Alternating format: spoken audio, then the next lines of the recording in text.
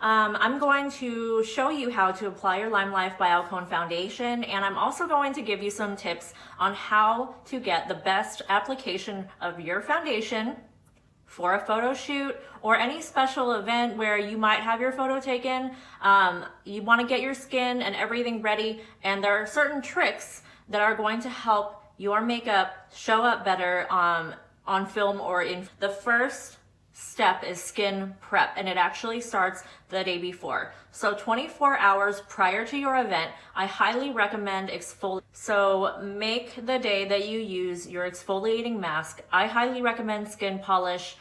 Make that the day before your shoot. That way you're able to slough off any dead skin, any dry skin, really anything that makeup can settle into, because when things settle into dry skin, that's when things don't look good. That's when things look cakey and just dry, and your skin doesn't look quite as healthy and glowy. So you definitely want to put a little light pampering into your skin the night before. Again, I highly recommend skin polish mask because it is moisturizing. It is a gentle exfoliant. It does not use harsh chemicals, and it does not like scrub your skin raw. So it's going to have your skin in its best shape for the day of your event or your photo shoot, okay?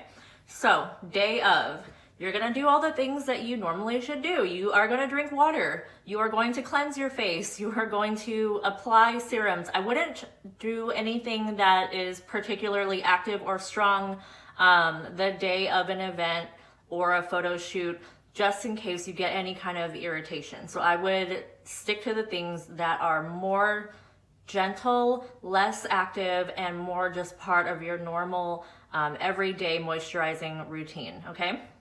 So now that you've done that, we're ready for makeup. Prior to applying your makeup, I highly recommend priming, and there's a lot of different options for that. For photo shoots, I would highly recommend using a facial oil. So you can either use Due Date or One Drop Wonder. I am gonna go with One Drop Wonder today. So I have this little vial that, comes in the bottle. I'm not going to use the entire thing. You can either, be like those YouTubers that drop it right on your face, or you can put a couple drops on your fingertips, like I just did, and gently pat it on lightly. I like to focus under my eyes because your skin here is just a little bit naturally thinner and a little bit crepier, and I pat it into like anywhere that I have lines and anywhere I have dry skin, and just pat it in, okay?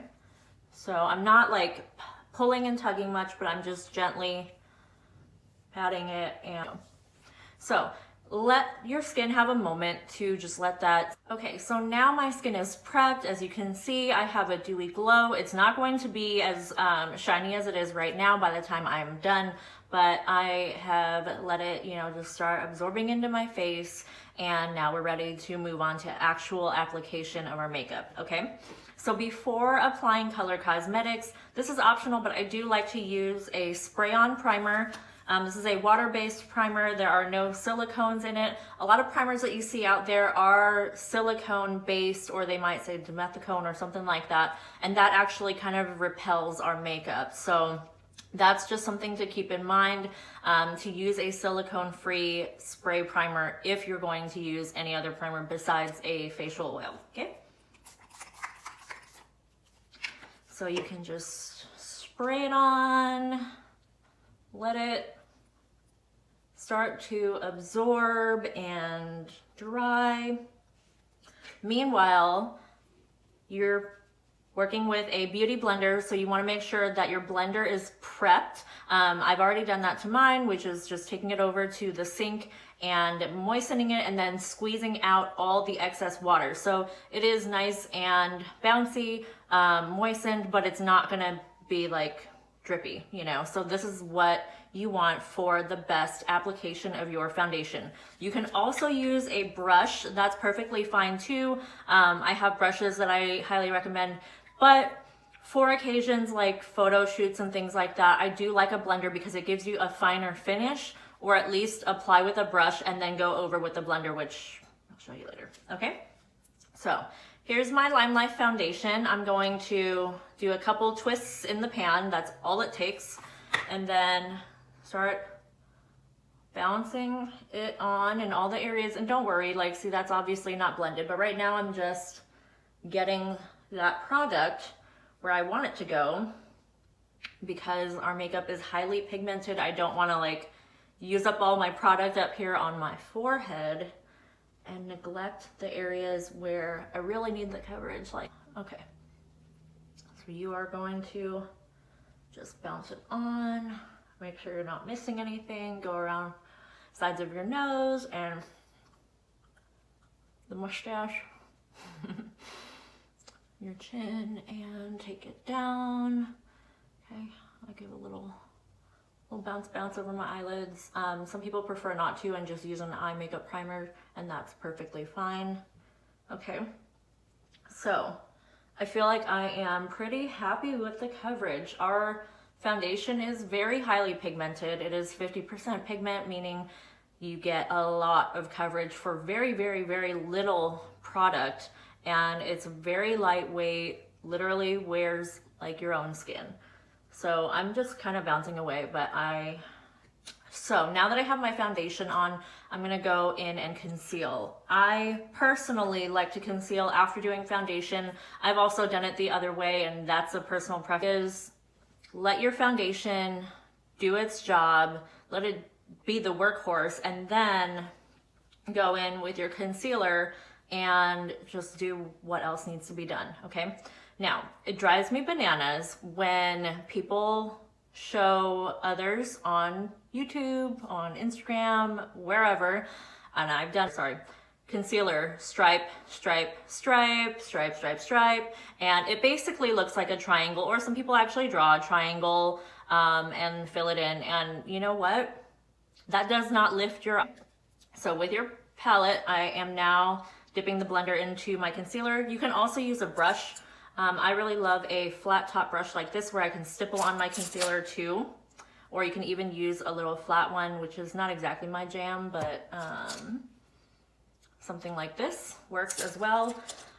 It's not about the tool, but how and where you put it on, okay? So I'm gonna go in right here to the inner corner where I'm always just dark and I got a little situation right there, okay? I'm gonna blend, but I'm just kind of showing you where I'm putting it. That was kind of a lot right there. Okay, so the inner corners, and then we're lifting up on the outer corner. You see that? You see how I did the inner and outer? And then I'm gonna do the same on this side, and then we're gonna blend. I'm gonna take a clean part of the blender and bounce and blend. Sometimes we get a little redness right in here, so I'm gonna blend some of that down, and then I'm going to lift that up. You see how it just lifted my eye? And I didn't go all crazy coloring in here, which just gives you a flat look. To avoid that, and to lift your eye if you are in your 30-somethings or older, you're tired like me, you're gonna go on the inner corner and then the outer corner and lift your eye. After you have your concealer on, try not to blink and like crease up that whole area, okay? You're gonna take your favorite fluffy face brush and you're gonna dip into setting powder. So you can either use a translucent powder, or I have HD powder here. I'll talk about the differences in a second.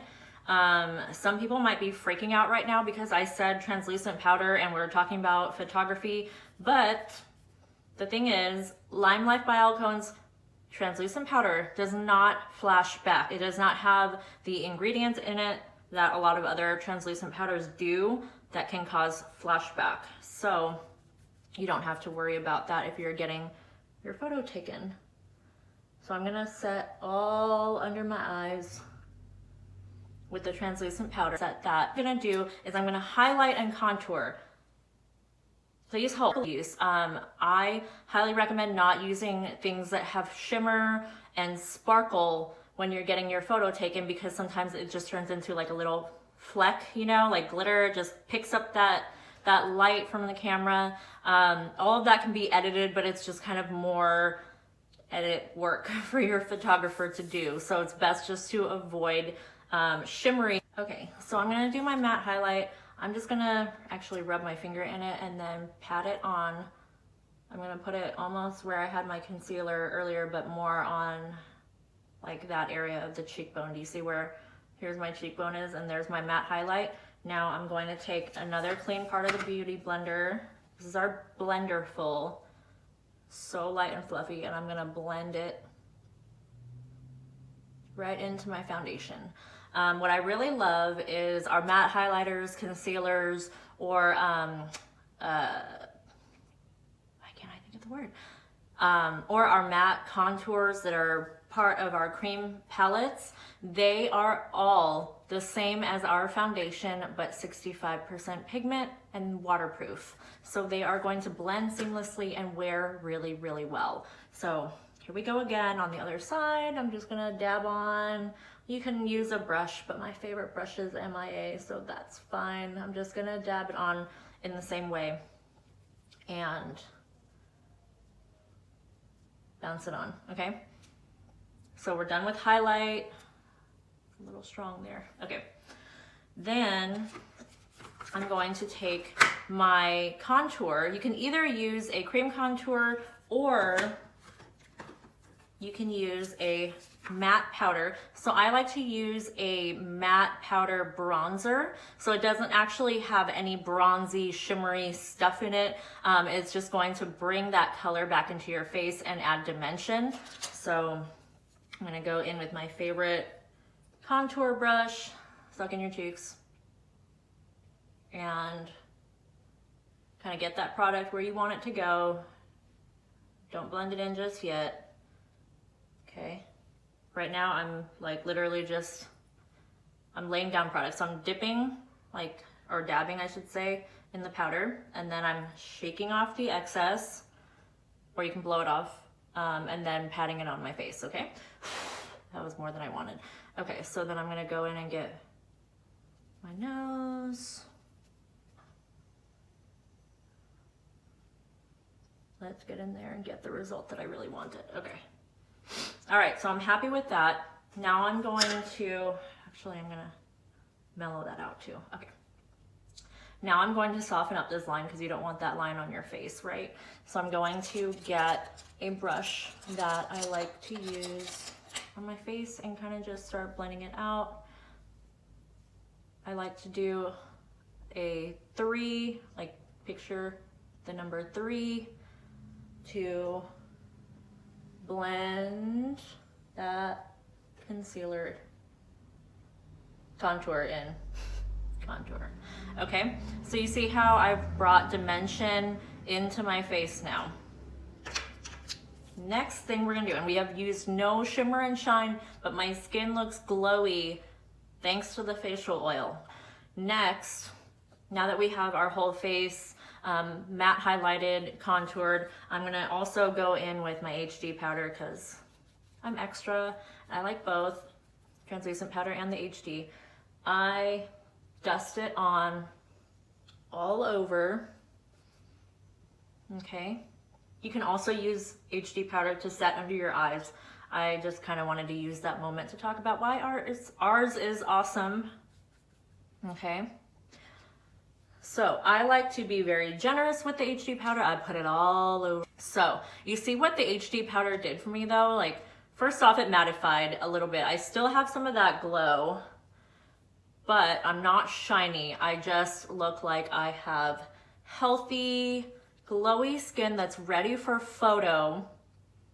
As for your face, it gives everything a blurred, smoother effect. You can wear it over your makeup like we've done here, or you can wear it on days that you're wearing tinted moisturizer or only concealer or no makeup at all and just over your skincare, and it just makes everything nice and smooth. Like, it is a huge, huge difference, and my face, as it is right now, is going to photograph a lot better than, well, before. So anyway, I hope this is really helpful for you.